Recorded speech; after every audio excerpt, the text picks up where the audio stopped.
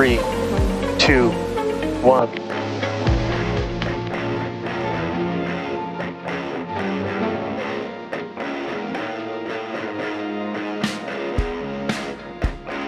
Ascent operations will continue on CD1. T plus 1 minute. Max Q. Rico. Stage separation. Bearing separation confirmed.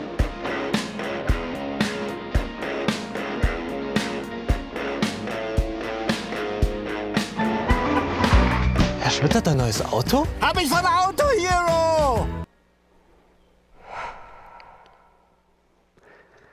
Good morning. If you're looking for a rocket, we've got one on the screen for you right now. Welcome to the Firefly Aerospace broadcast. It is Flight 6 of Firefly's Alpha rocket. We are currently less than 50 minutes away, coming up on 45 minutes away. My name is John Galloway with NASASpaceflight.com, and today we're providing launch media services for Firefly. Today's launch is scheduled for 6:37 a.m. Pacific time, and we've got a 52-minute launch window that's going to close at 7:29. So a little bit of time to get this rocket off the pad this morning. Name of the booster, or name of the mission, actually, is Message in a Booster, and it's coming out of Southern California, SLC-2 at Vandenberg Space Force Base. You can see it there on the map as we zoom in there on the coast. Y'all know how this is, though. I don't like to just talk about rockets by myself. I get people over here that know a lot more about them than me. In fact, people that build the rockets. So please welcome to the broadcast this morning, Morgan Fiane, who is a composites responsible engineer for Firefly. Good morning, Morgan. Morning. Good to be here. I like that. Good Morgan. Good Morgan. Yeah. All right. Give us a quick background. You've been on the stream before. Let us know what you do for Firefly. Yeah, so I'm a composite structures responsible engineer, and what that means is I'm kind of responsible for a lot of the big pieces of the rocket, all the big carbon fiber composites that make up our propellant tanks. Right. I'm responsible for several of those from design through handoff to integration. It's like the rocket pieces of the rocket. Yes, the rocket. The rocket piece. Nice. All right. So this morning we're launching a mission for Lockheed Martin. Tell us a little bit about the LM-400 satellite on board. Yeah, so Lockheed's LM-400 is a tech demo. So this is a brand new satellite. This mission is to prove out that technology. And this is actually the second mission that Firefly is launching for Lockheed Martin. And it's the first of our multi-launch agreement. So brand new, it's kind of an agreement to launch up to 25 alphas over 5 years. Gotcha. So not just like a 1-2 sort of thing for Lockheed Martin. They're up to 25 different launches in the contract. Yeah, it's huge. It's a step in the right direction when we start to prove enough trust with our customers to get these multi-mission launches. Gotcha. And this is the largest payload Firefly's launched to date, isn't it? Yeah, it's about the size of a fridge. Like a fridge, like in your kitchen refrigerator sort of thing. Yeah. All right. So last launch, we launched several small CubeSats for NASA, and this time we're launching a fridge for Lockheed Martin. All right. So this morning, folks, so far the weather is looking great. I mean, look there out at Vandenberg, you can actually see the rocket, so that's a start for the West Coast. But weather looking good and proceeding with the count, now just under 43 minutes. It's exciting to see Firefly doing these multi-launch agreements. It's good to have some business in the hopper there, right? Yeah, I love job security. Love job security. Excellent. So far, to get to this point, it's been days on the road towards this launch attempt. What's the team accomplished so far? So they have been super busy, not only in the last couple hours, but in the last couple weeks. Right. So even in the past couple days, so we've integrated the satellite to the PAF, even since the last launch attempt. The PAF is the? Payload attachment. Payload attachment. Yeah. We've completed final payload checkouts, made sure it's fueled and ready to fly and good to go. We've encapsulated that payload in the fairing, so kind of clamshelled it with the two halves. Yep. We've wheeled that out to the barn in the last 2 days and transported it to mate to a horizontal alpha. Gotcha. That's what you see sort of there, the encapsulation on the screen. Yeah. And we're out on the pad. The rocket's vertical. We've seen that a few different times. Love the reflection shots, by the way. It's a great shot. But we are now less than 42 minutes away from this launch attempt. So folks, over the course of the stream, let us know over in the chat. We are going to be reading some of your chats and seeing what is going on over there. Let's see here. Morgan, to get to here so far today, the team's been working for basically all night long to get ready. Let's run through that real quick. Yeah, so in the last 8 hours, again, these guys have been working overnight. So we've configured the pad for flight. We've started our stage 1 fuel load and our stage 2 fuel load. And we're about to go. In total, it's about 3,000 individual manual steps that they run through on a checklist. Yep. Just making sure everything's good to go. And I think it's accompanied by something like 50 or more automation sequences. Just like computer programs that tick off a bunch of things while the rocket gets itself ready almost. Yeah, just churning through the list. Like, these guys are on the ball. They're burning it down really quick. All right, good deal. How are we counting? Down to 41 minutes. It really does make my day that we can see the rocket out there on the pad. We're going to have the sun sort of coming up behind this camera shot here shortly. But one question we get all the time is, will you be able to see the rocket? Here we can see it on the pad. But over the West Coast today, you have lots of viewing opportunities for Alpha. We should get that good low-angle sun illuminating the plume. Here's a graphic. If you're out there all the way down to LA, be looking to the west. Maybe all the way up to San Francisco, you might be able to see it about a minute after launch. Down in San Diego, of course, look out to your west. This trajectory is going sort of south this morning, so it may fly right past you. And all the way over into the desert states, Las Vegas, you've got New Mexico in there as well, maybe Albuquerque, Portland, maybe a bit of a stretch, but hey, what do you have to lose? Listen into the live stream here, and we will let you know when to go outside and look. Now, if you get a good shot, check us on social media. It's Firefly_space. Hey, the best camera is the one that you have. Use your cell phone. Use whatever you have. I don't know if your doorbell camera catches it. Tag us on social media and let us know what you saw. And if you got questions for us, tag us in chat at Firefly Space here on YouTube. So, Morgan, we're going to have some other Fireflies here on the broadcast to talk about Blue Ghost Mission 1 and the medium launch vehicle. But first, let's really quickly talk about the payload on Alpha a little bit more. Yeah, so LM-400 for Lockheed Martin is their new multi-mission satellite, and it can serve anywhere from civil to military to commercial uses. Gotcha. So it kind of covers a big range of potential customers. It's got capabilities for remote sensing, communications, imaging, and kind of radar use cases, all that good stuff. So it's actually what inspired our mission name and patch. The message in a booster. Message in a booster, being Nice. a communications kind of payload. In fact, let's hear some more from directly from Lockheed Martin here about LM-400 as we continue to count down, coming up on T-minus 39 minutes before launch. Hey there, I'm Robert Lightfoot, president of Lockheed Martin Space. This launch is yet another historic moment for our company, and this collaboration with the Firefly Aerospace team makes it possible. Benefiting from the rapid launch capability from Firefly, our Lockheed Martin team will not only be able to pressure test our innovations, but also drive critical missions for years to come. This is the first of our many launches in our agreement with Firefly, and an important milestone as we continue to work together. This steady manifest is mutually beneficial for the growth of both our teams. So what is this Lockheed Martin funded demonstration all about? Simply put, it's about innovation.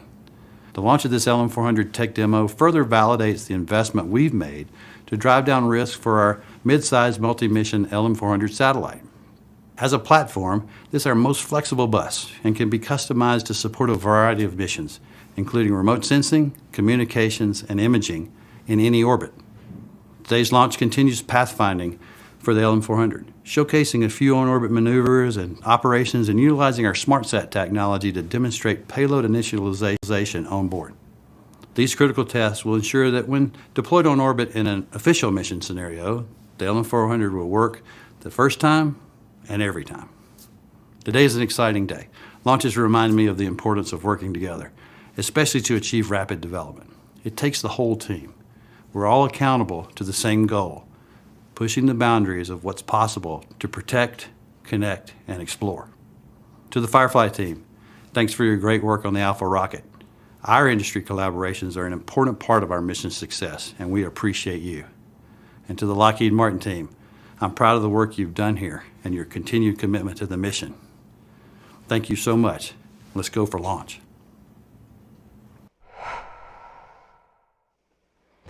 Hey, it's always good to hear directly from the customer there. Now, Firefly has been up to all sorts of different things if you've been following along. In fact, recently Firefly became the first company to successfully land on the moon, first private company to land on the moon back on March 2nd. Now, that was part of NASA's Commercial Lunar Payload Services initiative.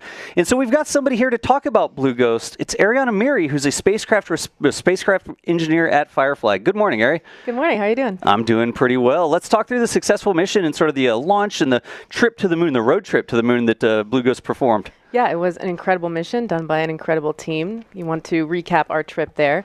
So we launched out of the Cape on January 15th. Yep. And that was about 25 days we spent after that in Earth orbit. And at that point, John, the mission's already starting. So we have payloads turning on, they're doing health checks, they're collecting data, and some of the payloads actually accomplish their primary missions, like in this Earth orbit phase. Like long before it was even on the moon. That's correct. You know, they want to operate in this rad environment, radiation, not Rad, like awesome. It depends, you know, if you're rad PC, this is rad. So yeah, you can see the separation there into the sun. Yep. And then our 25 days in Earth orbit. After this, we did our TLI, or our translunar injection. So you can see we're getting farther away from the Earth. Earth sort of receding in the background. That's exactly right. And it took 4 days to get from the Earth to the moon. And after that, we did our LOI, or lunar orbit insertion, which, as the name suggests, put us in lunar orbit. Sort of slamming on the brakes to get captured by the moon, I guess. That's exactly right. And we spent another 16 days getting these awesome glory shots. Nice. Yep. All the craters down there below as you sort of fly over the surface of the moon. Is that beautiful as a software engineer dealing with where you should go? Yeah, it's beautiful for your eyes, but, you know, all we see is don't land there, don't land there, don't land there. Nope, nope, nope. Yeah, incredible imagery. Here you see on the left we have our X-band antenna, and on the right that's our Lexi payload. Lexi is an X-ray imager who's studying the interaction between solar winds and Earth's magnetic field. And that bright dot in the back, of course, is Earth. Is the Earth. Yep, Excellent. that's our home. Just so much imagery coming back from the mission, and so much of it was shared on social media by Firefly. It was a fantastic mission to watch. Yes, and especially this day. That was final descent on March 2nd when we did our DOI, descent orbit insertion, which landed us safely and softly on the surface of the moon. And again, generated some of the best lunar imagery we've seen in a long time. Look at this. Yeah, including this video of Blue Ghost's shadow descending on the surface, which is insane. And we have our, wait for our flying rock. There it goes. It almost made it to Earth. Not really. I love that flying rock. Yeah, so yeah, the iconic silhouette shot. And so now that we've landed, Blue Ghost, this was now back-to-back payload operations on the surface up until March 16th, which was lunar night, and thus the end of Blue Ghost Mission 1. Gotcha. So there on the surface of the moon, you had already been doing some science en route, but you successfully touched down. You got that amazing image of the sort of silhouette right there on the top of that hill. It's almost like that moon landing was planned and well engineered, I think. But let's talk about the science that was done on the surface of the moon. There was a little bit of bonus science to start, a not unexpected event. We knew it was happening. It's just not in the mission plan originally. That's exactly right. It was incredible because this lunar eclipse that we got a photo of was not part of the Blue Ghost mission requirements, but it was kind of a right place, right time kind of thing. And so while the Earth was seeing what we call a lunar eclipse from the moon's perspective, that was the Earth eclipsing the sun.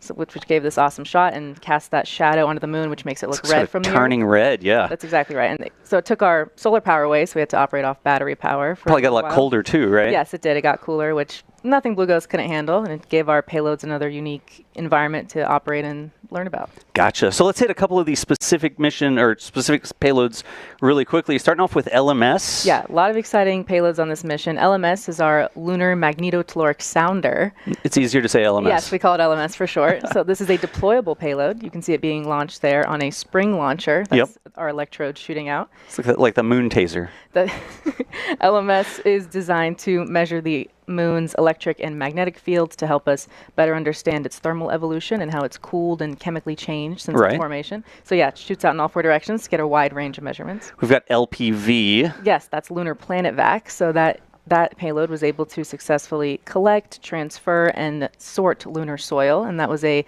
tech demo for a sample return mission. You can sort of see there, I mean, the entire moon is already a vacuum, so having a vacuum doesn't help you much. It sort of blew the regolith into the collection area. Correct. You don't have that pressure difference, so it's kind of pulling it back, shoving it back up into itself. And then, that's exactly right. And it's, very good. We also made a hole in the moon, I think, right? Yeah, we did. So we have Small Lister. Hole. Lister is the first pneumatic drill on an interplanetary body and the first robotic drill that's a scientific instrument. You can see it drilled in there about 3 feet into the lunar surface. It was measuring the flow of heat through the moon's interior at different levels. It's blowing rocks everywhere. Again, flying rocks. We love the flying rocks.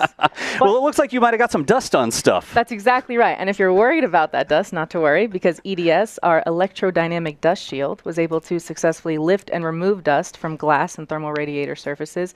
So this is using electric fields. This is not like a mechanism or robotic arm. So like you save a lot of mass. You have servos or brushes or something like that. This is literally just energy. That's exactly right. And dust is a huge problem on the moon. It's very, abrasive. adhesive and it sticks to everything. So this is a mission saver if you're talking about something like solar panels or other mission critical components. Like cameras. I like cameras. Exactly. Pixar didn't happen, you know? Pixar didn't happen. I like to keep the dust off of the optics there, so that would be my interest in that. It really has been an incredible mission to watch. What's next? Like, we landed on the moon. It was a solar power spacecraft. It operated from lunar sunrise to lunar sunset, a couple hours into the night there on the moon. Was there any possibility it might come back to life? Yeah, unfortunately, Blue Ghost Mission 1 was designed not to survive lunar night. It was a lunar day mission. It was a lunar day mission. But that is a capability we're working on for future missions. Wink, wink. So, wink, wink, nudge, keep nudge. up to date.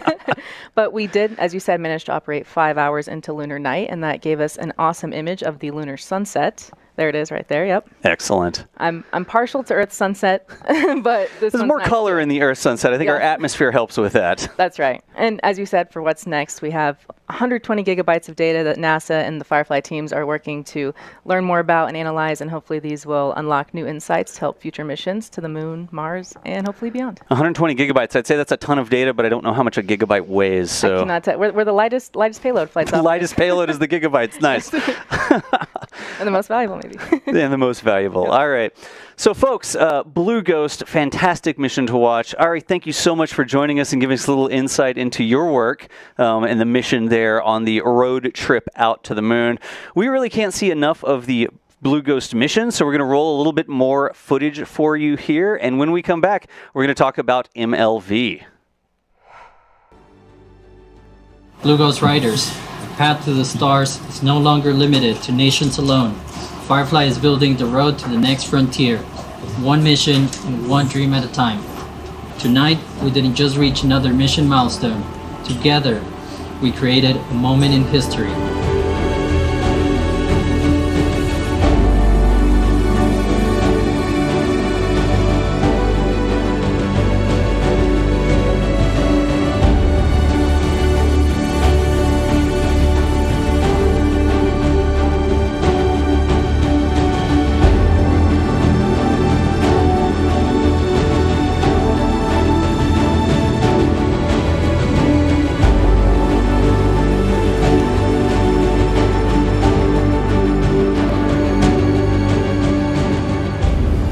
Khan, Chief Engineer on Ops.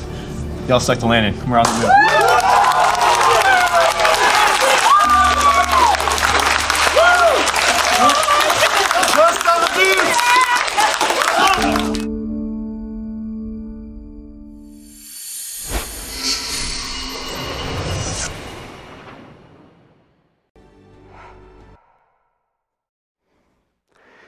All right, y'all. We are currently under 29 minutes to launch as we continue to count down towards that T0 here coming up this morning for Alpha Flight 6. We've got another familiar face for you here.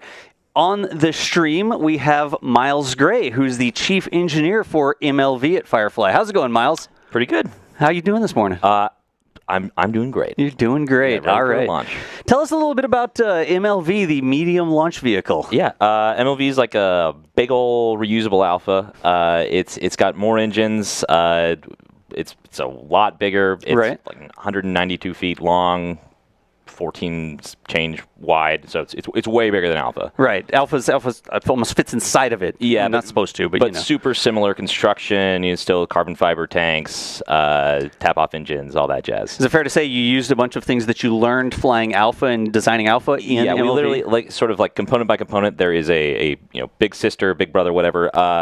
Of almost every Alpha component on MLV. So are they reused? Is just you use the engineering, or are there some similar components? In some cases, it's straight up reuse. In others, in most cases, I would say it's probably taking a small thing and then making it bigger.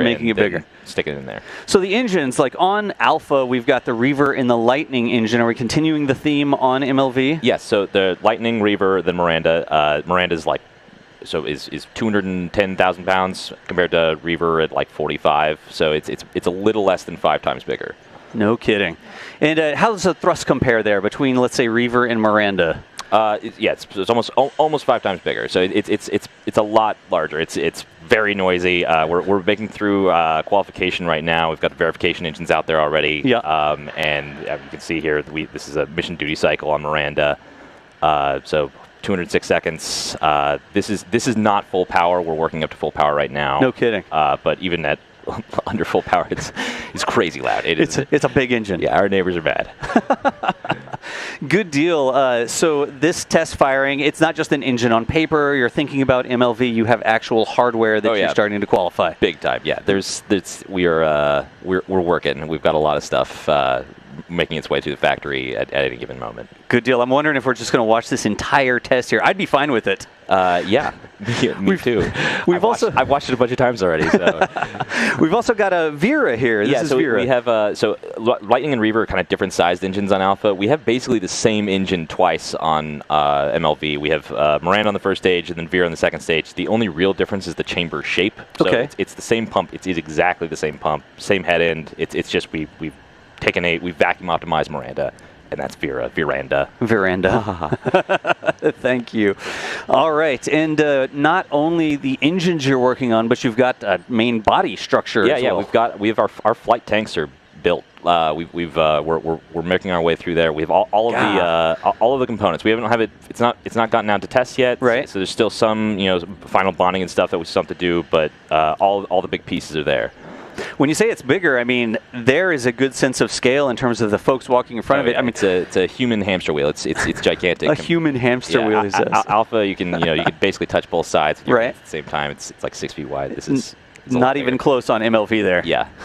All right, and then we need a place on the rocket to attach the engines as well. So I think y'all are also working on the engine. Yeah, we've got this basically all composite engine bay. So that's our thrust structure. That's kind of the most complicated structural element. There's a lot of pieces, right. And you're really that is a hard structures problem to get all of the thrust of those engines and shear that out to the walls, right? So that ends up being a elaborate structure, and it's very pretty too. This doesn't do it justice, and I suspect we might never show it because it's complicated. It's complicated and cool, and like we maybe don't want to tell people about it, but it's really cool. We want to tell you how complicated and cool it is. We don't want to show you exactly how the problem's been solved by Firefly engineers. Trust me. It's beautiful. Trust me. Excellent.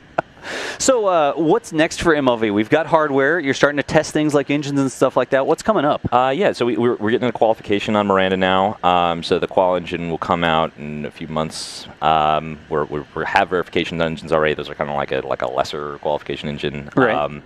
The flight hardware is in production, like I mentioned. So that flight tank's going to get built. We'll ATP it, then we'll bring it in and start integrating everything onto it. ATP, acceptance test procedure. So that's you do that to every single component before you fly it. You have to make sure that it's like everything's in working order. Then we'll qualify our tanks, and then we'll be ready to go. How are we looking on timeline there? Like, are we years away from MLV? Is it coming down the pipe fast? It'll be in 2026. We're going to ship it in 2025. So. Yeah, it's coming up. We've got an exciting December ahead of us. An exciting December, yeah. Nice. Where are we launching out of? Is that one coming out of Vandenberg, like Alpha? No, that goes out of Wallops. That's Pad 0A at the Wallops Flight Facility. It's in Virginia, on that Delmarva Peninsula. Yeah, right near Chincoteague. Yeah, nice. Wallops is a great place to watch launches. You get so close to the vehicles and sort of see them going with all that nature. Eating oysters the whole time. Nice. Anything else? I mean, getting ready for first flight in 2026. Everything looks like it's going pretty well. Yeah, I mean, so far so good. We're just chugging through it, right? Just chugging through it. Yeah. With the new medium launch vehicle. Excellent. So here we're going to see a little bit more about MLV. We've got a little bit of a highlight reel to roll for you. Miles, so early in the morning, thank you so much for joining us. Thanks for having me. All right, folks, it's Miles Gray, the chief engineer for MLV over at Firefly.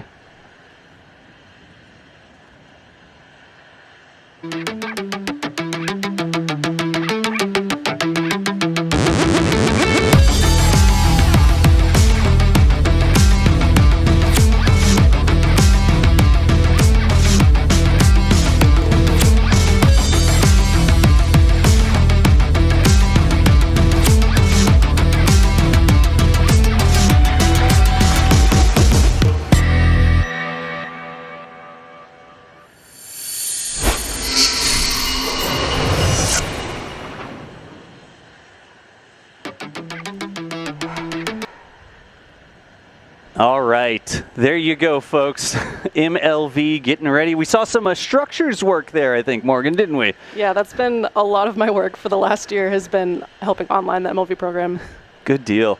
So we are coming up very rapidly on the ready report that happens before terminal count. Give us some really quick background. We don't want to miss this. We know it's happening fast, Morgan. Yeah, so the launch conductor, the LC, will ask for a go or no-go from every person in the mission control room. So It's going to be range and operations leads, it's going to be a payload lead, and over 20 alpha subsystem leads who each have their own team who are looking at data, monitoring the health of the rocket, and making sure that they say go when it's time to say go. When they say go. And again, it's not just one person. Each person represents an entire team of people working on a specific part of the system or rocket or operation. You've got payload people, you've got structures people, you've got propulsion people. We like to mention them too, I guess.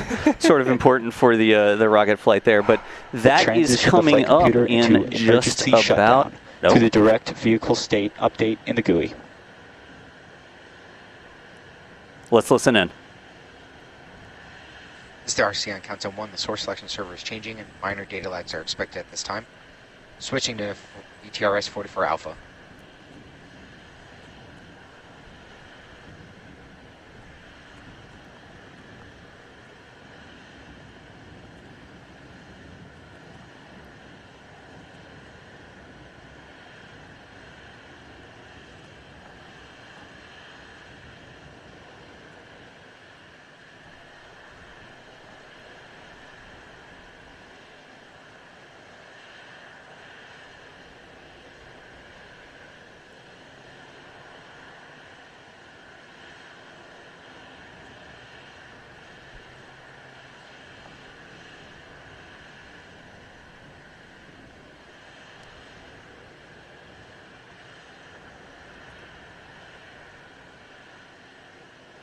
This is the launch conductor on the countdown net with a ready report for terminal count. RC. Go. FSW. Go. GSW. GNC. Go. Prop 1. Go. Fluids 1. Hold. Structures. Go. AVI. AVI go. FTS. Go. GC. Go. VC. Go. PMM. Go. LWO. Go. FISPO. Go. NIFCO. OSM. Go. ROC. Go. MA. Go. CE. Hold. LD. Let's circle back at 17. Give us 2 minutes. Copy 17.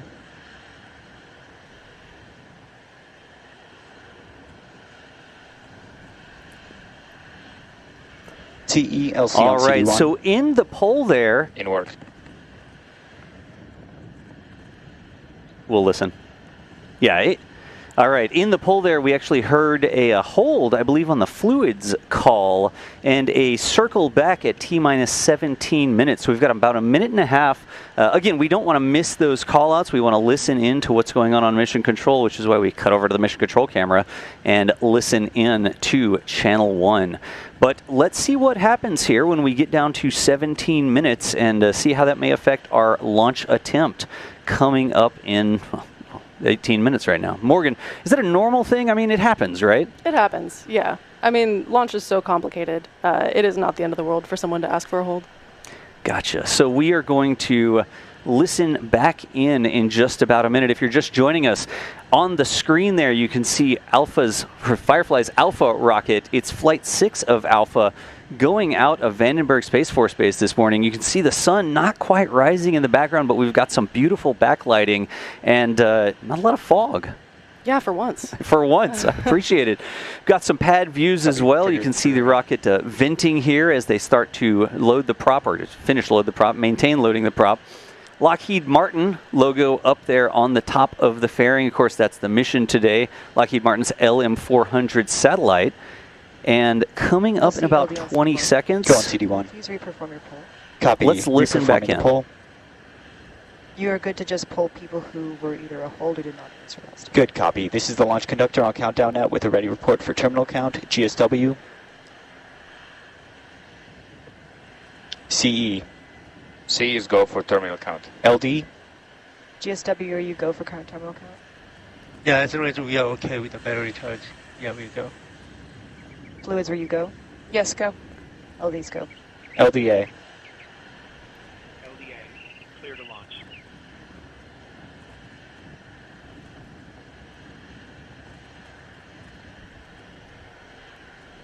CELC on CD1. Confirm LCC gate check. Terminal count is clear to proceed. LCC. All right, folks, you heard it right there. The folks we didn't hear from before did check in and across the board got a go for launch. Now coming up on about T-minus 16 minutes. Now, we don't have a lot of time here. We had that little poll recycle. So really quickly, let's talk about the parts that make up Alpha, including the structures. Including the structures. The most important part, in my personal, unbiased opinion.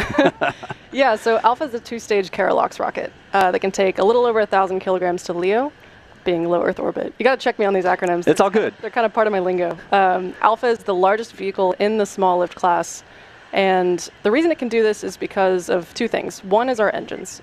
So all of our engines are designed and built and tested in-house. Right. We've got 4 Reavers on stage 1, and we have a single Lightning engine on stage 2. All of these guys are tap-off cycle engines, which is basically what that means is some of the high-pressure combustion gas in the chamber is yoinked to feed back into the turbines that help the pumps pull more fluid from the tanks, and then it's just kind of a cycle that keeps going on. I like it. That's an engineering term, yoinked. Yoink is a technical term, yeah. Good deal. Now, we've got engines, of course. We talked about those, but the engines have to be attached to something. Yeah, you're right. What do you see when you look at that rocket up there, John? Well, mostly rocket. Oh, that's right, the structures. The structures of the rocket. Back into my comfort zone. Let's go back to structures. So, yeah, part 2 of why Alpha can be what Alpha is because of the carbon fiber composites that make up the structure of the rocket. Carbon fiber is my bread and butter. It's super strong, super lightweight, so you can end up lifting more payload at a lower cost. Right. Yeah. Now, it takes some work to get the carbon fiber put together as opposed to just machining it out of metal or something like that.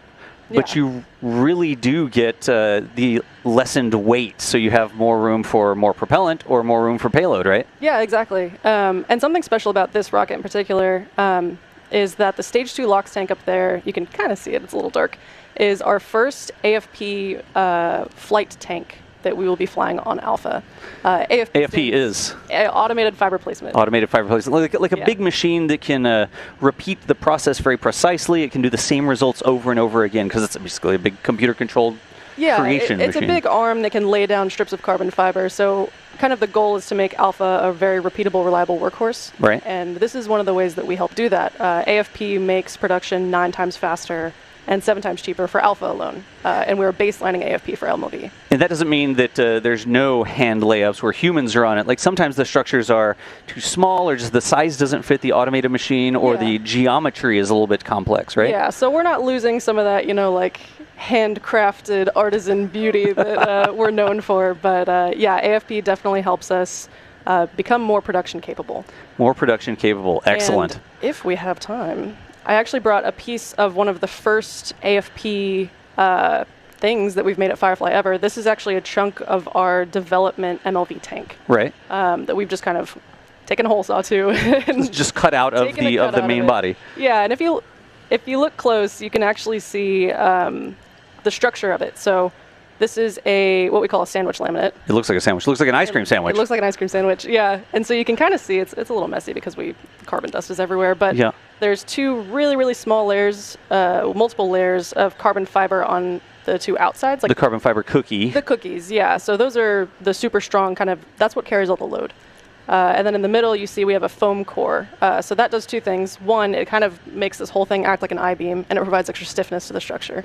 And what it also does is it provides thermal shielding for the propellants inside the tanks. So when you're thinking about like negative 300 degree, cryogenic LOX, and then Vandy air on the outside, you kind of have to protect that a little bit. So gotcha. It's a two-part system, and I also brought today the test hammer. The tap hammer. The tap hammer. Yeah. So carbon fiber is can be very sensitive to damage, and one of the ways that we can detect damage is with something called tap testing. Okay. Tap testing is a form of NDI that we use at Firefly. Non-destructive inspection. Yeah, that's right. Nice. And basically what we do is, I had a coin with me last time. This time it's a hammer. The hammers, there's some debate among the structures people. It looks very engineered, like it looks like a scientific instrument. What's cool is that this part of the handle is actually made out of piano wire. Okay. So not only can you hear a potential defect when you're tapping, you can also kind of feel the vibrations in your hand a little better. Can you tap it on the, like put it up to the mic and like see if we can hear it? Do you want it right on the mic? No, not right on the mic. Right on the mic. You're the structures person.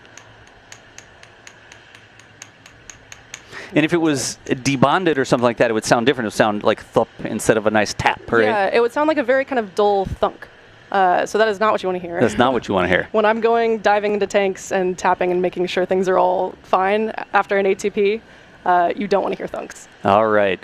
So, folks, we are rapidly approaching T-minus 11 minutes now. Things are going to start happening very quickly. So, Morgan, let's walk through what's happening next as we count down these final minutes before launch. Sure. Yeah, so right about now, we're executing over 300 commands and health checks. A lot of these include, well, we are already into stage 1 engine chill. So what happens with that is we're pulling cryogenic fluid through our LOX pumps in order to chill them down.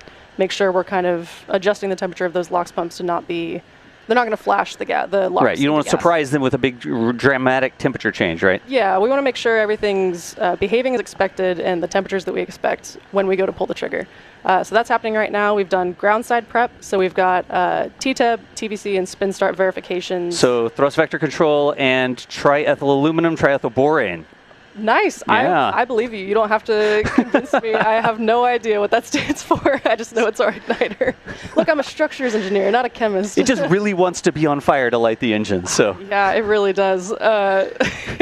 We've got some fuel pre-press happening. We might be able to see the stage 2 TVC wiggles coming up here. This camera right here might actually show those, checking out for smooth movement and stuff. Yeah, so here on this camera, we might see those reavers start to wiggle a bit. And what we're looking for there is not only that they do move, because we're expecting them to move, but also that they move smoothly, so that there's not an indication of like air in the lines. They don't like judder or jitter or anything like that. And again, we do all this beforehand and make sure the rocket's healthy so that when we go to fly, we don't run into any of these issues. We don't get down to like T-minus 8 or T-minus 7, like, hey, we should probably check the TVC now. Like that was happening early this morning. That's awkward. We should have done that before. Yeah, exactly. Exactly. All right, so we're going to go to internal power. We're going to see some more things on the screen, sort of big motions, like the collar arms opening up, the strong back retracting away from the rocket to get out of the way, arming of the flight termination system. We won't really see that, but we are going to see some more venting as they start to bleed the fuel. Yeah, we should see that on the cameras.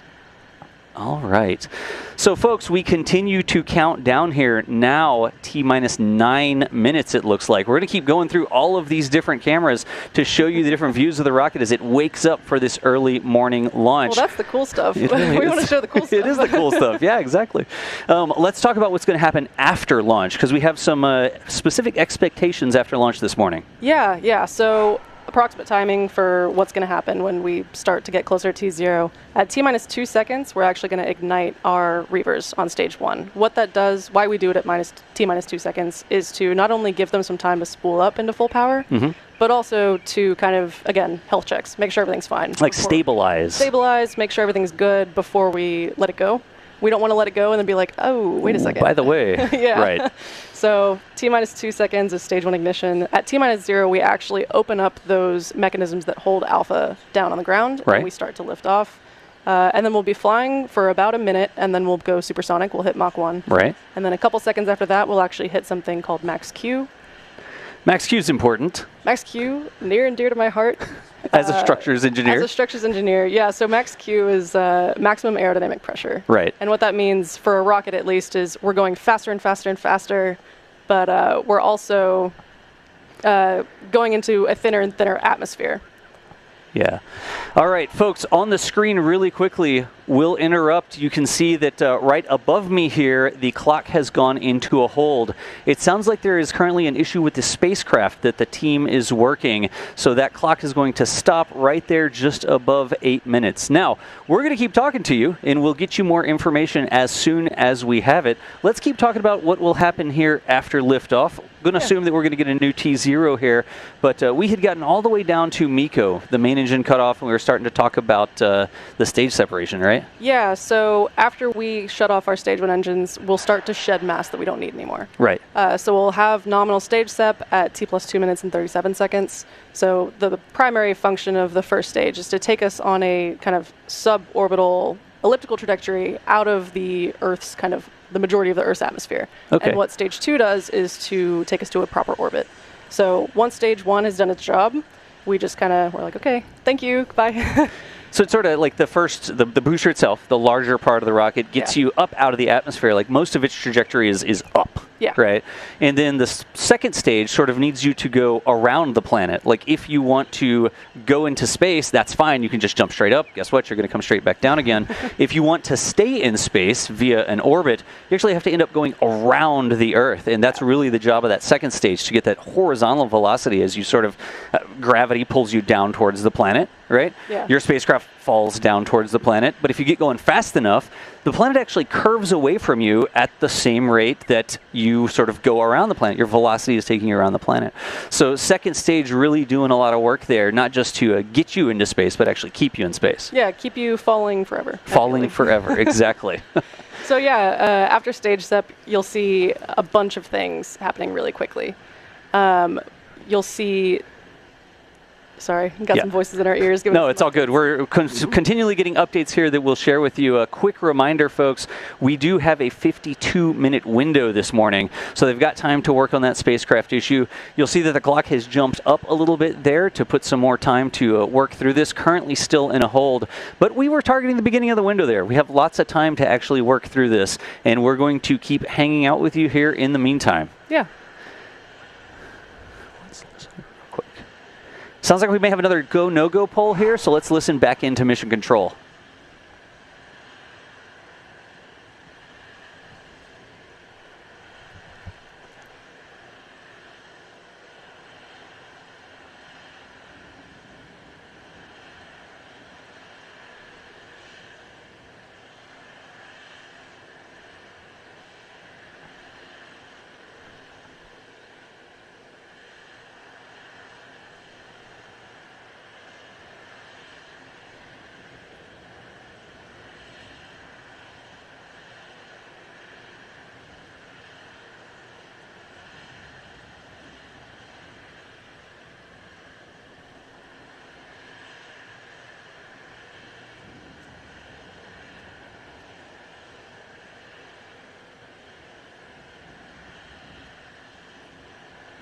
This is the launch conductor on the countdown net with a readiness check for entering recycle operations. RC. Go. FSW. Go. GSW. Go. GNC. Go. Fluids 1. Go. Prop 1. Go. AVI. Hold.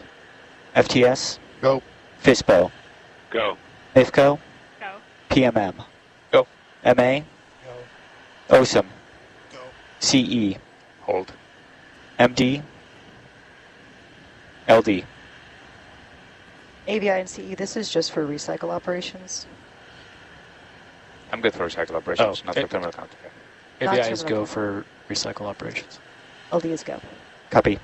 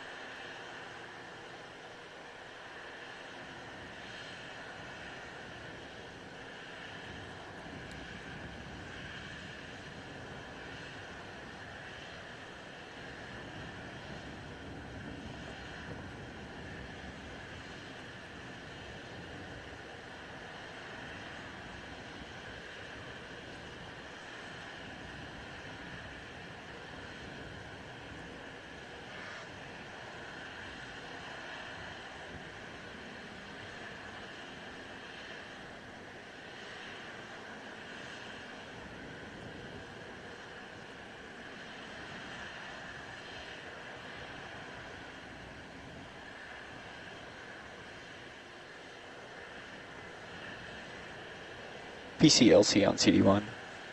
Nope. You resume locks cross-country chill auto sequence. Still running. Copy. NGC verify that helium autos are toggled high. UAM autos are good on CD1.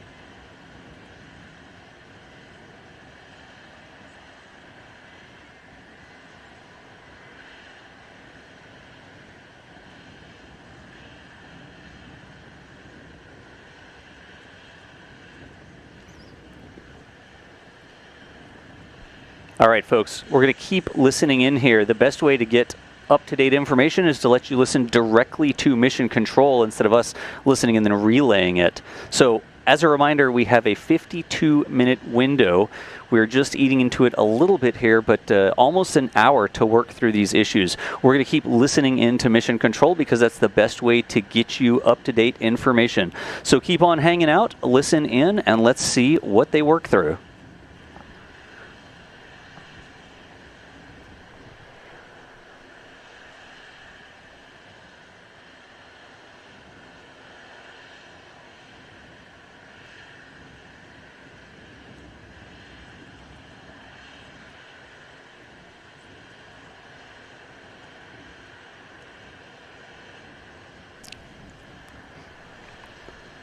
So as we continue to listen in here, Morgan, there was actually another poll.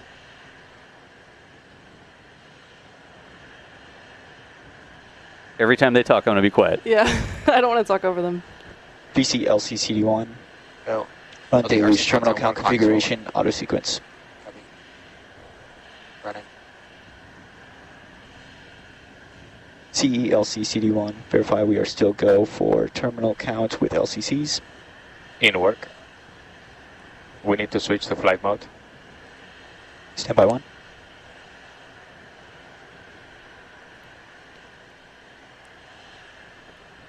What we're listening into now are the recycle operations.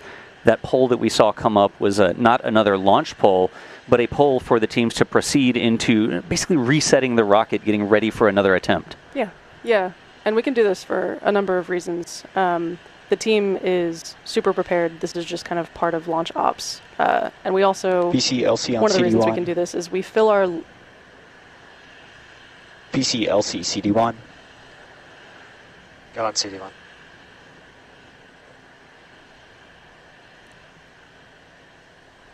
VC, load the alpha terminal count config auto sequence. Copy. Need to switch to flight mode. Terminal count loaded. Yeah. Can we go to flight mode? Copy, going to flight. VC, you're good to set us to flight mode. You're in flight mode. On CD1, we have met the terminal count LCC gate. VC verify set the operation selector to launch. Set. Run hide SB auto pinner engage auto sequence. Copy. And verify HPU startup it gets completed. VC run and load and run deluge terminal count configuration auto sequence. It's already loading. Expected alarm.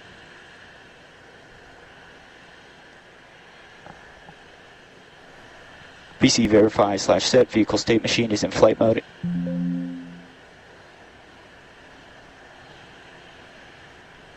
VC verify HPU startup gets complete and SP auto pinners get positive pressure. And VC run the hide collar arm engage auto sequence. Copy. And verify that the collars get there. Verify hide lift status is equal to 3, SP at 90. Confirmed.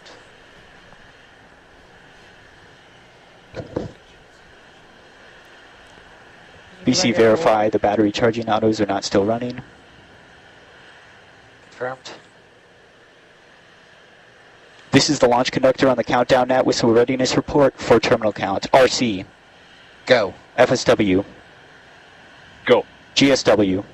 Go. GNC. Go. Prop 1. Go. Fluids 1. Go. Structures. Go. AVI. AVI go. FTS. Go. GC. Go. VC. Go. PMM. Go. LO. Go. FISBO. Go. MIFCO. Go. OSM. Go. ROC. Go. MA. Go. CE. CE's go. LD. Go. LDA. LDA clear. CE confirm LCC is met and terminal count is clear to proceed. VC run the terminal count auto sequence. LCCs are met. Good to go. You missed it. We have to reset.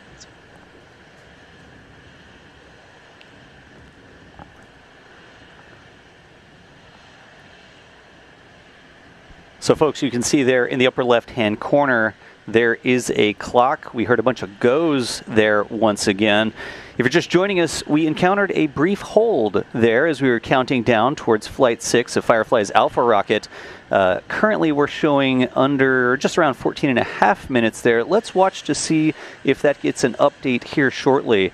But teams going through all of their training, they've done this before, they practice this sort of thing, everybody communicating there in the back channel, and we're actually letting you listen right to it. We're not trying to translate for you or control the message. That is like piping directly from mission control straight here to the live stream, so y'all have the best up-to-date information.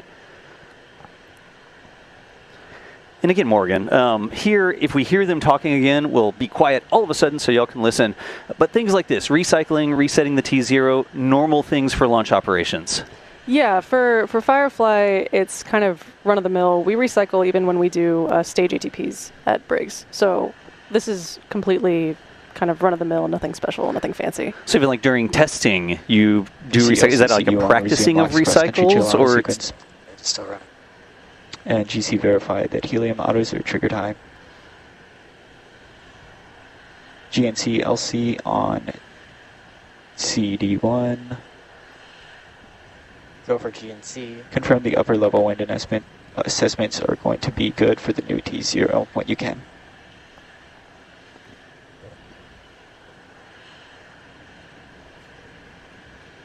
Confirm that upper level winds assessment is still valid.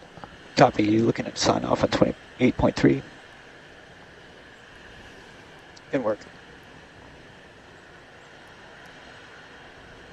Go. We'll translate a little bit. Sounds there like the upper level winds were still good. LDRC count I1.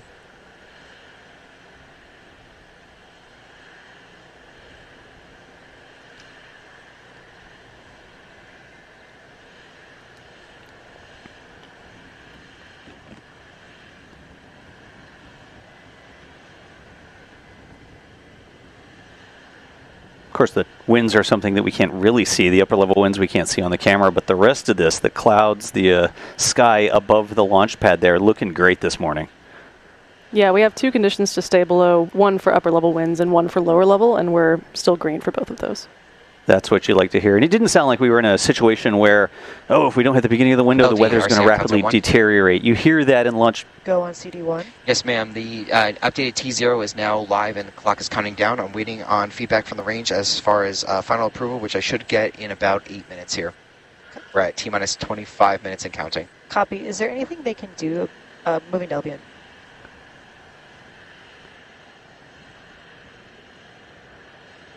And quick update there.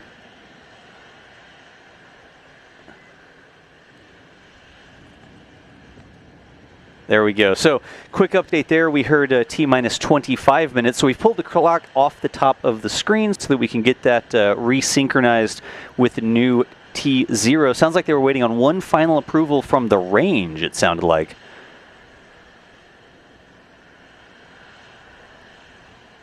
But Alpha looking good on the pad. There we have a clock that slid back over.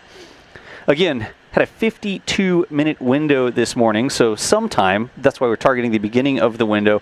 Weather was looking great. The launch vehicle was looking great. Just ran into that one brief hold, but we are back on the count. T-minus 25 minutes and counting down.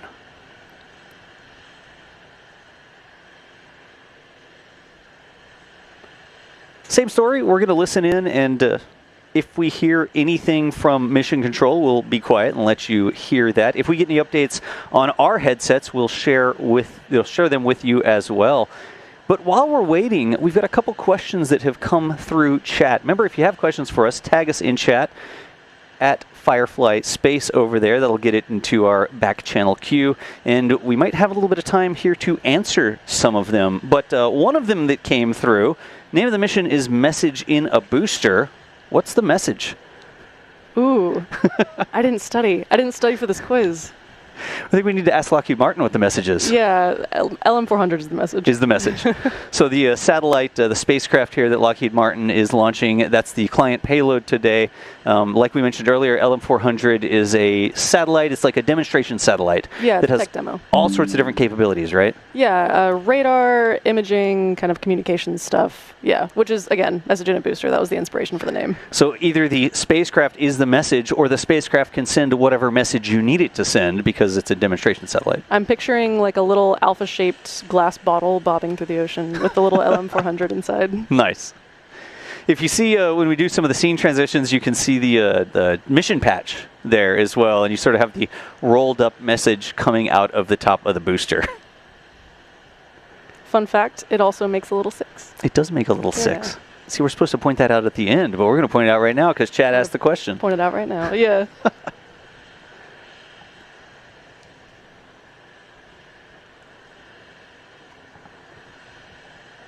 Now, one more thing you'll see here. Oh, the sun has come up in the background there. It gives us a rocket silhouette to work with. The venting that you see coming out of the rocket. A bunch of people are asking, is the rocket leaking? Is that normal for the venting to be coming out of the rocket? Does that mean it has a hole in it or something? I guess technically it does have a hole, but it's an intentional engineered hole. Control hole, right? Yeah, exactly. So this also kind of ties back to recycle.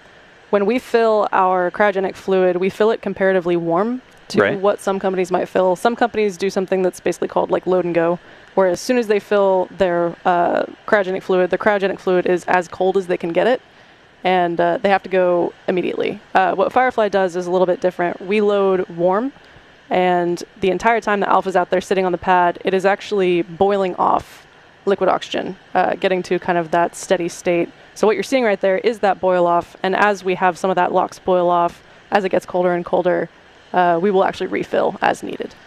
Right, and you see that there. It's almost like I say it's like a tea kettle, and people are like, yeah, rocket's nothing like a tea kettle. I mean, but kind of. Like the physics that are happening here, the boil off, you don't want the rocket to build up pressure, go higher and higher and higher. You actually maintain that pressure by releasing some of the I guess propellant is really the right way to say it, right? Yeah, we run into this during test as well. So our testing campaigns, we test the hell out of this thing. So a lot of part of my job is actually making sure that our structures are capable to withstand flight loading. It's more involved than just tapping on the structures, right? More involved than just tapping, yeah. So what we'll do is we'll take each individual airframe out to test stand 4, T 4, and we'll hook it up to our big load head, and we'll squish it. We'll squish it, and we'll press it. If it is a cryogenic tank, we'll fill it with a cryogenic fluid. Readiness report for terminal count will be in 1 minute. Good deal. You have 1 minute to finish your answer. Got 1 minute to finish. It's going to be 20 minutes there on the clock, it sounds like. But yeah, we'll fill it with cryo fluid if it's a cryo tank. We'll press it to the pressures that we expect to see during flight loads. Actually, we'll press it to a little bit over just to make sure. It's a margin. But it's a margin. We over-test it a little bit. And we'll do the same thing with the load that we apply axially. And yeah, after we do that, we'll inspect it. I'll hop inside and I'll tap around with my little hammer. Yeah, and then we'll actually close it up, give it to integration. At that point, I'm mostly hands-off. And integration will then bolt it all together into a stage, and we'll test the stage where we'll just run it through kind of like this, but chopped in half. All right. So, folks, again, we're getting ready to hear another go, no-go poll here in just about 15 seconds. Let's listen back into Mission Control and get the best information straight from them. This is the launch conductor on the countdown net with a ready report for terminal count. RC. Go. FSW. Go. GSW. Go. GNC. Go. Prop 1. Go. Fluids 1. Go. Structures. Go. AVI. AVI go. FTS. Go. GC. Go. BC. Go. PMM. Go. LWO. Go. FISPO. Go. MIFCO. OSM. Go. ROC. Go. MA. Go. CE. C's go. LD. Go. LDA. LDA, clear to launch.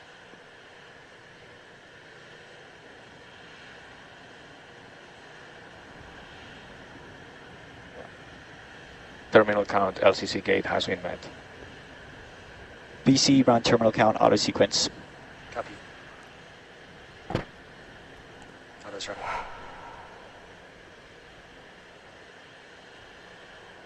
All right, BC folks. pop out auto sequence. Got a lot of display goes and be ready there. to abort. Navigate to the autos page for monitoring and access to the hang fire button. GC, pop out the safety tab, go to the FireX page. Only LD can call out individual FireX commands prior to liftoff. Copy.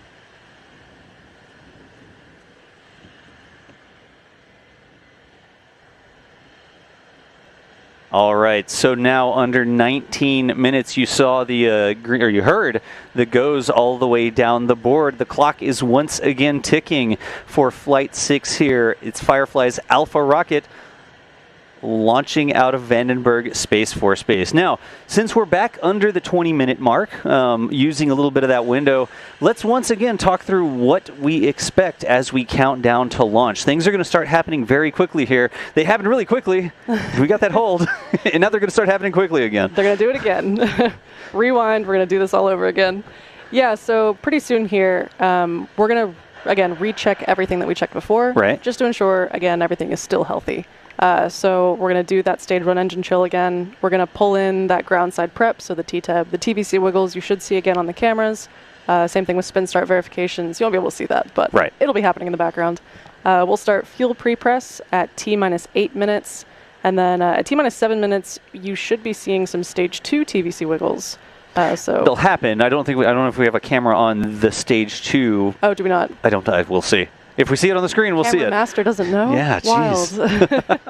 At T-6 minutes, Alpha will actually transition to internal power. Right. So right now she's hooked up to ground side, and we do that because why waste internal batteries if we don't have to? Yeah, you don't need to sit there on the ground for 2 hours on internal power. Just you plug into sort of shore power. Yeah, exactly. We're plugged into shore power, but we need to make sure that, again, all about the health of the system, that Alpha can run under internal power just as it's expected. Right. So we unplug it at around T-6 minutes, and we transition to that internal power state. Yep. Do some health checks, that kind of good stuff. You give it some time to make sure, like you unplug it, and then you let the rocket run on its own to make sure that everything's working in advance of launch. You don't just unplug it right at T0 and see if it works. Go. Yeah. Yeah, that's not how it is. Yeah, exactly. So you'll also start to see at around T-5 minutes and 45 seconds, those collar arms will start to open. So the collar arms, you can kind of see them in this shot.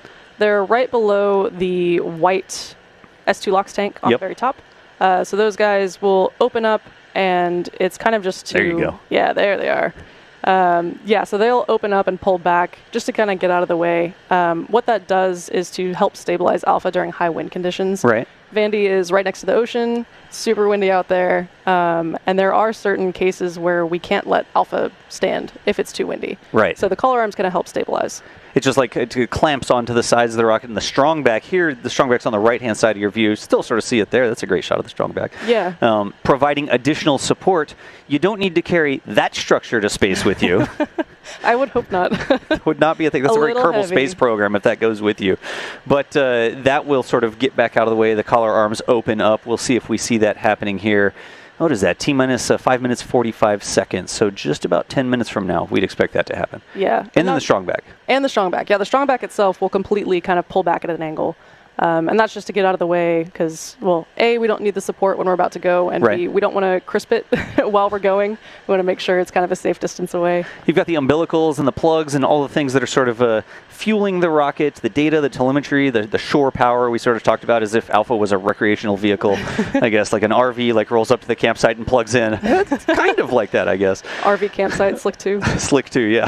You have to have a special pass to camp there. Yeah, yeah. But you don't want those to get too toasted, so by leaning that strong back out of the way, you sort of get them out of harm's way, fire's way, whichever way you want to say it. Yeah, the point is to reuse this thing. Reuse the TVCs, excuse me. Reuse the strong back, the TEL. And so, yeah, we'll pull that back out of the way like you were saying. At T-4 minutes, we'll actually arm the FTS. The FTS is required on all launch vehicles. And the FTS is the flight termination system. Yes, yeah. So that's kind of a standard requirement, again, for all launch vehicles. It's a safety thing. Just a safety thing. Yeah. So we'll arm that at T-4 minutes, and then at T-, you can see engine chill actually on the cameras. That. Well, you can see it for a second. I mean, I guess what you see is the propellants actually flowing through the engines to thermally condition them, get them down to that operating temperature. Look at that. Yeah, so you can see right there on the kind of bottom right side of the screen, it's very gaseous right now. As we start, it's very thin and kind of airy. As we start to chill in more, that will look more and more like fluid, kind of like water. Like a liquid coming out instead of a little puff of gas. Yeah, and why it's doing that is again, this fluid is negative 300 degrees Fahrenheit. Right. So as soon as it hits the hot Vandy air, it is flashing into gas. Right. In fact, you can almost see like spurts on the one.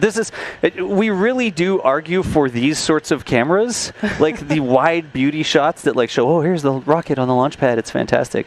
But the engineering cameras are always like, can we please get can we get the engine bell cam? Those are my favorites. Can we get the TVC cam, please? Like, yeah, we'd like to see the up close of the collars retracting. That would be fantastic. Yeah. How do we get that? Yeah, they're great to see. It's honestly kind of a testament to just the insane engineering that goes into kind of putting a rocket together like this. Right. To actually see it on camera. Excellent. As the sun continues to come up there, we're getting some really good backlighting on the venting, the plumes there sort of coming off the top of the first stage, I guess that's sort of the top of the second stage, in the middle of the second stage there. Mm-hmm. It's very vapory. It's hard to see exactly where it's coming from. But yeah, that's coming out of our kind of our inner stage. So the top of our first stage, the bottom of our second stage. Gotcha. So again, here, folks, this morning, counting down, just about to cross T-minus 13 minutes. You see the sun rising over there in the east out at Vandenberg Space Force Base. Alpha's on the pad, payload's on top, and we continue to count down. Mission control's there, too. They're important. We'll show mission control right as well. But if you're just joining us, we did clear through a little bit of a hold. We're going towards sort of the middle part of the window here, but we did have a window this morning. We had time to recycle, and we let you listen right in to mission control as the teams stepped through all of those recycle steps, made sure everything was good to go. Don't trust that, oh, just because it was fine the first time, it's going to be fine the second time. They went through that whole poll again. In fact, you heard them poll to begin the recycle. Yes. And that was cool. You actually have to make sure everybody's ready to start the recycle operations. And then we heard them poll for another go. And the clock is counting down right now because we did get that second go. And we are down to almost T-minus 12 minutes. Now, been taking some more questions from chat over here. I did see once again folks asking where they might be able to see the rocket from. As the sun gets a little bit higher in the sky, it'll be a little bit brighter, so maybe a little bit difficult to see from some of the further away locations, all the way over in Phoenix or all the way up to Portland. That might be a little bit far out as the sun brightens up the sky a little bit. But if you're down there in LA, make sure after you see it launch on the stream, step outside, look out over the ocean, see if you can't see Alpha going down south. It's a southern trajectory this morning carrying that Lockheed Martin satellite, and you may see it going past. Here's a viewing map. It actually takes the rocket a little bit of time to travel downrange. So here at T plus 45, 50 seconds, there's Los Angeles about a minute in. So if you see it launch on the stream, you do have time to step out your door and look. All the way down to San Diego at about a minute and a half. 2 minutes, you know, like I said, Salt Lake City, Portland, way inland, like Arizona, New Mexico, Albuquerque, Phoenix there. That might be more difficult with the sun a little bit brighter in the sky. But, you know, what do you have to lose? If you see it launch here on the stream, step outside, look over to the west, snag a picture on social media. If you get something on your phone or your doorbell camera or whatever, tag us over on social media. We love to see how other people experience the launches here, especially when you're able to see them from all these different locations all up and down the west coast of the United States this morning. Yeah, I'm not allowed to sprint out of the control room. Sprint out of the studio and try and stir up in the sky, but I would like to. The circle does not reach Austin, Texas, which is where we are broadcasting from today. What a shame. Let's see. I guess real quickly, we're broadcasting from Austin, Texas, because that's where Firefly is based. That's where the headquarters is. Yes, our headquarters is in a place called Cedar Park. Right. It's a little bit north of Austin downtown. And then we actually have our manufacturing and test facility like 30-ish minutes north of Cedar Park. So that's the test stands, right? Yeah, that's Briggs. People call it Rocket Ranch sometimes. Yeah, it's pretty close by, which is nice and also sometimes annoying. It's like, can you run up to Briggs real quick? Yeah, it's like, yes, I can, but also, man, again. Just remember, there's structures up at Briggs. Like, that's where you want to go hang out. Those are my people. All right, folks. 9 minutes and 40 seconds from the new T0 here. Let's once again run through what we expect to see after liftoff. Again, when the rocket lifts off the pad, we're going to let you listen in to the sounds of the pad, the rumble of the rocket as it goes downrange. So now is the time to talk through it while the rocket is sitting serenely on the pad. Morgan, what can we expect after liftoff? Or right before liftoff and then after liftoff? Yeah. So we'll run through it again. At T-minus 2 seconds, you'll see those reavers, you'll see the candle light. So they'll start going before the rocket is allowed to lift off the pad. Right. Again, we do this so that the reavers, we can make sure that they're healthy, they're allowed to spool up into full power. all that good stuff. We want to make sure that if we needed to kind of abort and hold, we could do that. So that is what that extra 2 seconds is for right before launch. Right. And then at T minus 0 seconds, we actually release the mechanisms that are clamping Alpha down to the pad. Right. And Alpha will start to lift away from the ground. At about T plus 56 seconds, if memory serves, we'll hit Mach 1, so we'll go supersonic. And then at T plus 1 minute and 6 seconds, we'll hit something called max Q. Right. Again, that's max aerodynamic pressure. Kind of, in a lot of cases, not all, the most stress that the airframes will see.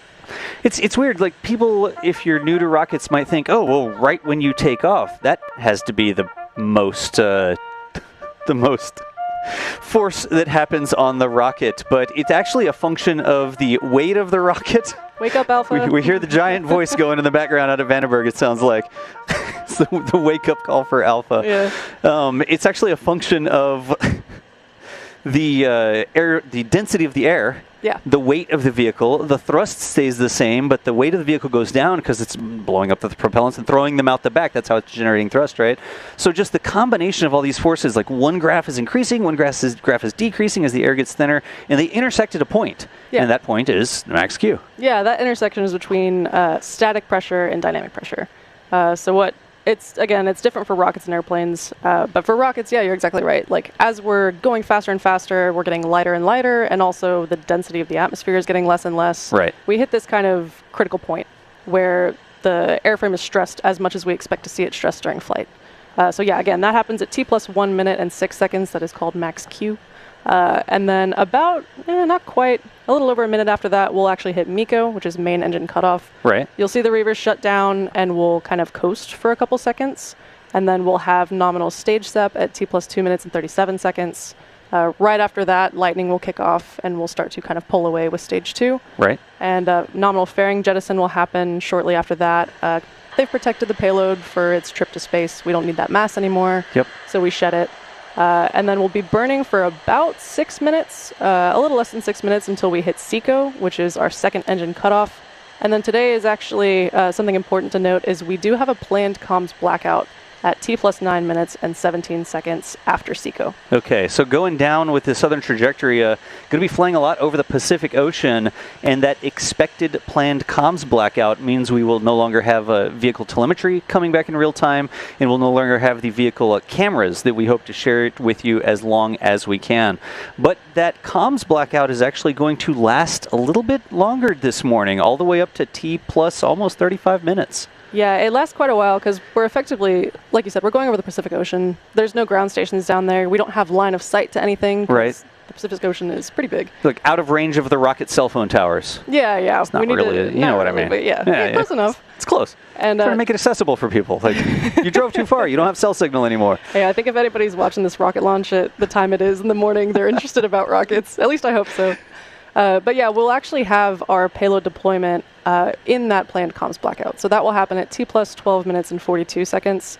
So we won't actually see it live today. We're going to regain comms again at T plus 34 minutes, so way after the payload actually deploys. Right. And the important thing here is while all this is happening, the rocket isn't sending the telemetry to the ground in real time, but the rocket's recording everything that's happening. It's recording the telemetry, the data, it's recording video even, and then when we regain that ground station, we're going to start downlinking that information. Now, of course, much to my chagrin as the video camera guy, the telemetry comes first. Yeah. The important data, the bits and bobs, I guess mostly bits there, that tell us the health of the vehicle and exactly what happened, those come down first, and it will take quite some time longer to get the more heavier payloads from a data perspective. The video files come down so that those can be shared. But we are now less than 5 minutes away from launch. And stand by for more information.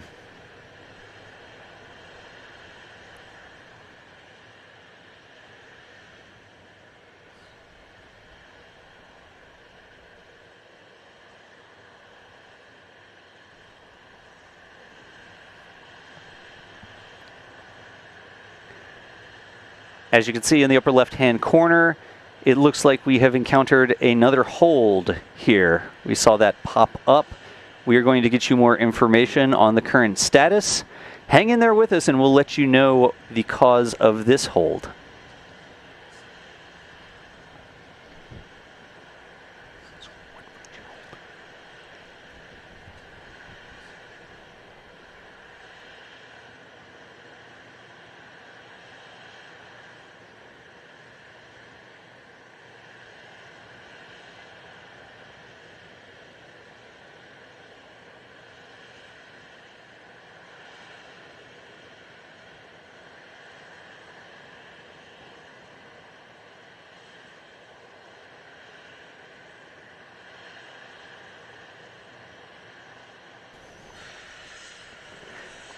All right, folks, got you some more information on the cause of this hold. It sounds like the hold is due to GSE, something with the power systems that teams are currently working through and assessing their options. Now, remember, we did have a window this morning. So we had started off the day with a 52-minute launch window. Still have some time to work through things here, but we will keep you up to date on this current status. We're going to listen in just a little bit here and see what information we can get. But again, we are in a hold of Flight 6, Firefly's Alpha rocket. Prop 1. Go. AVI. Go for recycle. FTS. Go. FISPO.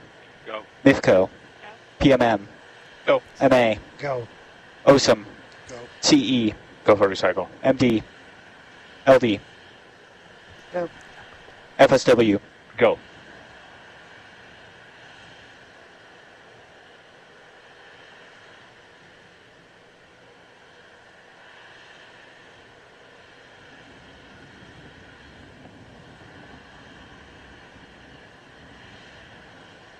On CD1, we've set the clock for 14:29:47. That is the last minute available in the window. We will be moving towards that and doing the last poll before terminal count.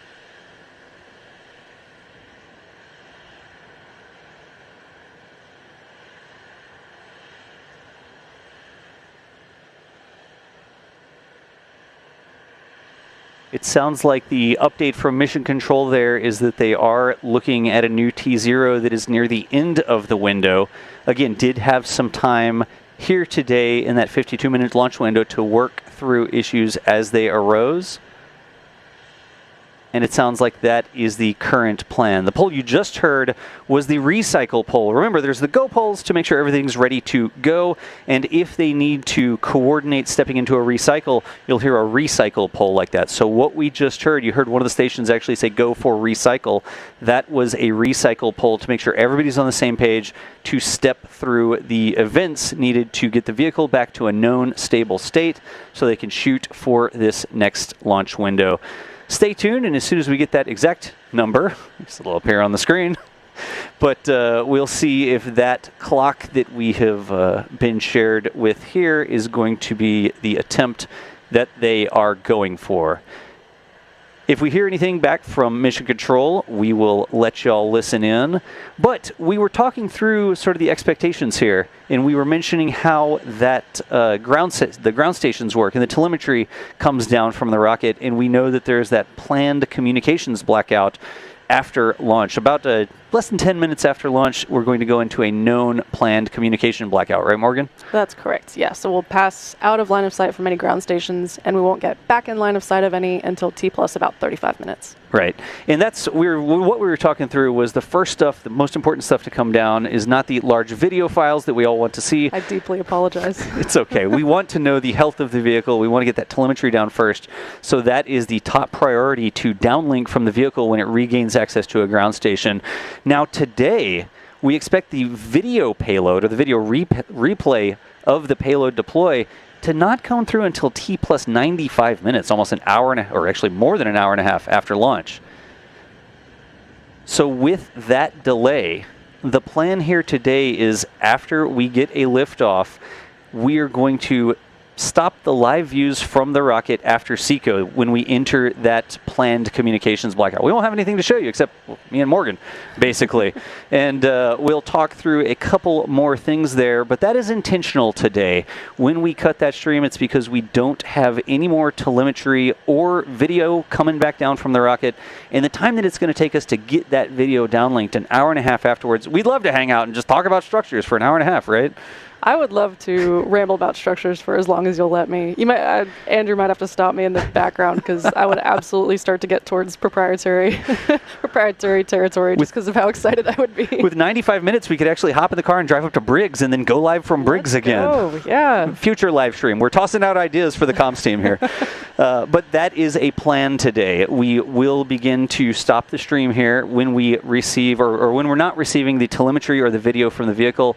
And the next time we get that delicious visual assets to share with you, the downlink of the payload deploy, that would be so long after liftoff that we will not stay live that entire time. So just setting some expectations there. We know that there's going to be a comms blackout. It's how physics and, I guess, geography works, right? There's just no ground station where the rocket is flying over. And the amount of time it takes to downlink these files will be such that we do intend to intentionally stop the stream before we get to payload deploy. So where are we at? T-minus 18 minutes? 18 minutes, 45 seconds? Again, if we get more updates from Mission Control, we'll let you know if that is the time that's going to stick. Are they going for the very end of the window now? We will get you that information as well. But we appreciate you hanging out with us. Let's see if we can't find another couple questions from chat. Give me just a second to read through some of them. I guess remember, if you have questions for us, you can tag us in chat. Just Firefly space over there in the YouTube chat.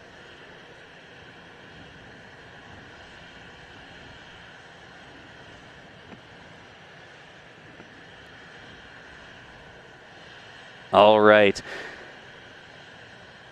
Don't forget, tag us in chat over there, folks, and we will see if we can't answer some questions, because we do have a little bit of time. Does everybody need to know what happens before and after liftoff again? I think we've covered that one pretty securely here. I think people get a little annoyed if we covered that again. You know what I'm interested in is the next liftoff.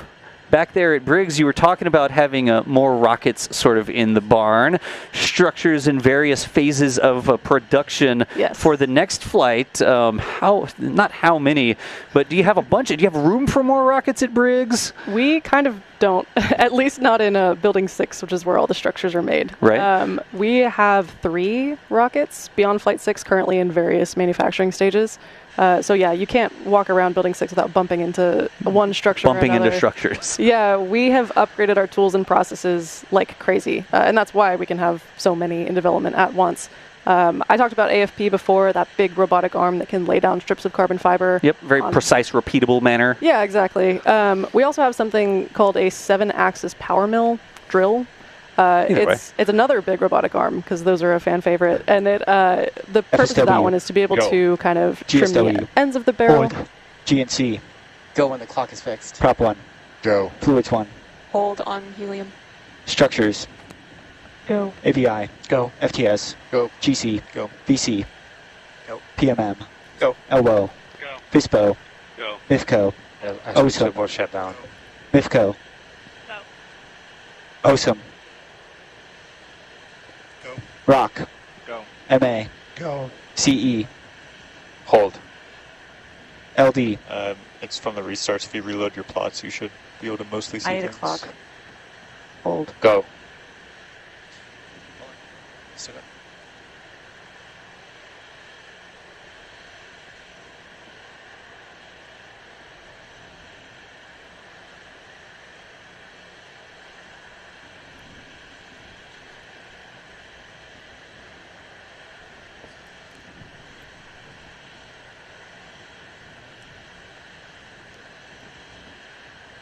All right, as we were stepping through the pole there, it sounds like we heard a couple of holds.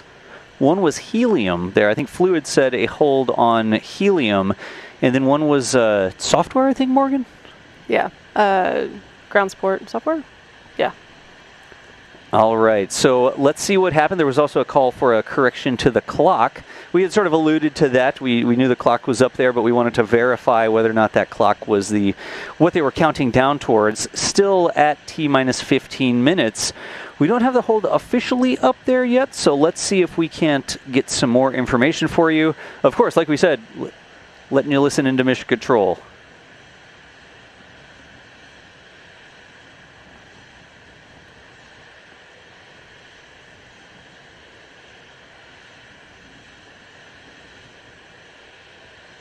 All right, brief update. It sounds like the clock that they are currently targeting is the last second of the window. We had 52 minutes this morning, and the T0 that they are working towards is the last second of that 52-minute window, literally using all the time available to get Alpha off the pad this morning. There are some anomalies that we are working.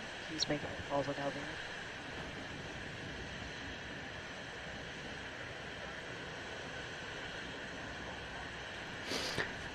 All right, folks. There you heard it straight from Mission Control. The fastest information you could get, but they have called a scrub for the day. Couple anomalies they were working. You heard right there from Mission Control. We'll get you a little bit more information on that, but if you're following along, officially Alpha's Flight 6 out there at Vandenberg is scrubbed for today. Now, we'll talk through just a couple more things here with you. It's not unexpected. Scrubs happen. I mean, the thing that I usually end up saying is that you'd rather be on the ground wishing you were flying than flying you were wishing you were on the ground. Morgan, let's talk a little bit about the next steps here after the scrub. Yeah, so like you said, scrubs are kind of a dime a dozen. They happen all the time. This is a very complex operation we're doing. I have a t-shirt, actually, for scrubs. Oh, really? It's like a scrub t-shirt. Yeah, well, at this point, the team will now work with the range and our customer, Lockheed Martin, to determine the next available window for launch. It could be as soon as tomorrow. We'll keep everybody updated. And our ground support team will assess this current situation and work on the pad to solve the issue as quickly as possible so we can get back to launching as quickly as possible. Yep. Folks, we'll keep you informed with more details as to what's going on. But again, officially scrubbed for today. Sounds like an issue with the ground support equipment that the teams are going to work through. In that final poll there, we did hear a couple of teams call in with holds, both on the software side and the fluids side, it sounded like. So today, no launch for Flight 6 out there at Vandenberg. To keep up to date with the new launch date, make sure you're following Firefly on social media. There's a couple different places you can do that. Mostly just Firefly Space, Firefly Aerospace, if you're looking for us. But this is going to conclude today's broadcast. Morgan, as always, thank you so much for joining me and helping me hold it down while we had a couple different scrubs there, continuing to communicate what's going on with the viewers back at home. Yeah, for sure. I had a great time. I love doing this, and hopefully next time we can send it. All right. And folks, thanks to you at home as well for joining us. This is how it goes in the launch industry. Did not get a launch today. Have a couple days left in the actual launch window, extending all the way up to the 1st, if I'm not mistaken. And we are going to share with you exactly what date we'll be able to target over on social media. Maybe as soon as tomorrow, maybe a couple days after that. But keep in touch so that you know what's going on.